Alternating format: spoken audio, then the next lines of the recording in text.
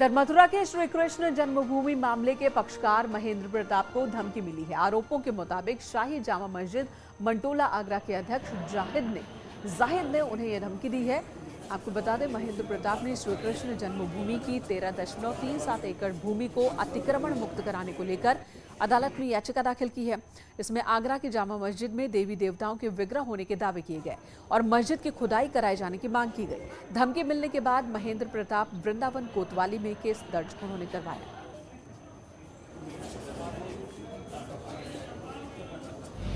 एक केस लड़ रहे हैं और उसके वादी भी है, वकील भी है।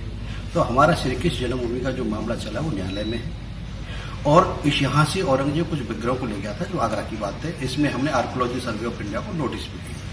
तो इसी संबंध में कुछ व्यक्तियों के द्वारा हमको जान से मारने की धमकी दी जा रही है। तो ये इस तरह की धमकियां दी जाना ये गलत है और हमने इसके संबंध में शासन को और प्रशासन को सबको अवगत करा दिया है और अवगत कराने के बाद हम शासन और प्रशासन से यही निवेदन करते हैं कि इसमें आवश्यक कार्रवाई हो और जो भी इस तरह की लोग धमकियां दे रहे हैं उनके खिलाफ शीघ्र से शीघ्र कानूनी कार्रवाई होनी चाहिए। अयोध्या से बड़ी खबर आ रही है। यहाँ पर सरयू नदी में स्नान करते वक्त हादसा हुआ है। 5 युवक डूब गए हैं, ये खबर आ रही है। 3 को जल पुलिस ने बचा लिया है। 2 अब लापता बताए जा रहे हैं। गोताखोरों की मदद से उनकी तलाश चल रही है। 12 युवकों का एक ग्रुप यहां पर आया था लखनऊ से अयोध्या नहाने के लिए और इस बीच बताया जा रहा है कि सरयू नदी में यह हादसा हुआ है। 3 युवक लापता बताए जा रहे हैं जिनकी तलाश चल रही है।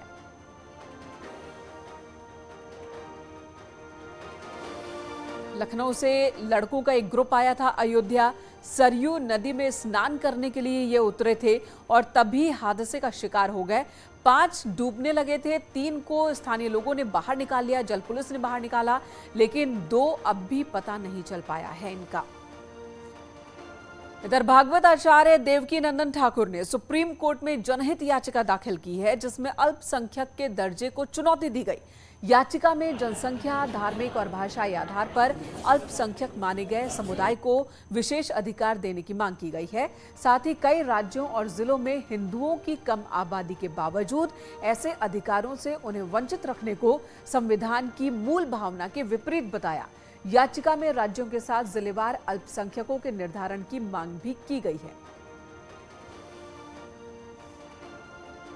कहता हूं कि एक देश एक कानून। यहां पर प्रॉब्लम यह है कि अब तक जितने भी राजनीतिक लोग हैं जो आजादी के बाद से राजनीति करते रहे, उन लोगों ने सिर्फ वोट की राजनीति की। इसी के कारण किसी को जाति में बांट दिया, किसी को संख्या में बांट दिया, किसी को अल्पसंख्यक में बांट दिया। इसीलिए मैं कहता हूं एक देश एक कानून होना ही चाहिए। दूसरी बात है, यहां कोई अल्पसंख्यक नहीं, कोई बहुसंख्यक नहीं। अगर होना है तो सब भारतीय हों और अगर अल्पसंख्यक की परिभाषा यह है तो फिर ढंग से हो, डिस्ट्रिक्ट वाइज हो, सब पता चले कि कितने डिस्ट्रिक्ट में कौन अल्पसंख्यक है, बहुसंख्यक कितने हैं। जय हिंद, जय भारत। याचिका में आखिर है क्या, ये आपको एक बार फिर से बता दें। उन्होंने कहा कि पूरे भारत में देखा जाना चाहिए, या तो सभी भारतीय हैं सभी लोग, या अल्पसंख्यक बहुसंख्यक, तो फिर जिलेवार देखा जाए। याचिका में है 1% मिजोरम, जिक्र किया गया कि सिर्फ 1%, मिजोरम में 2.75%, लक्षद्वीप में 2.7%, वहीं कश्मीर में 4%, नागालैंड में 8.74%, तो मेघालय में 11.52%, अरुणाचल प्रदेश में 29% और पंजाब में 38.49% और मणिपुर में 41.29% हिंदू हैं। तो इन राज्यों में हिंदू अल्पसंख्यक हैं तो उन्हें वो सारी सुविधाएं मिलनी चाहिए जो संविधान के हिसाब से अल्पसंख्यकों को मिल रही है।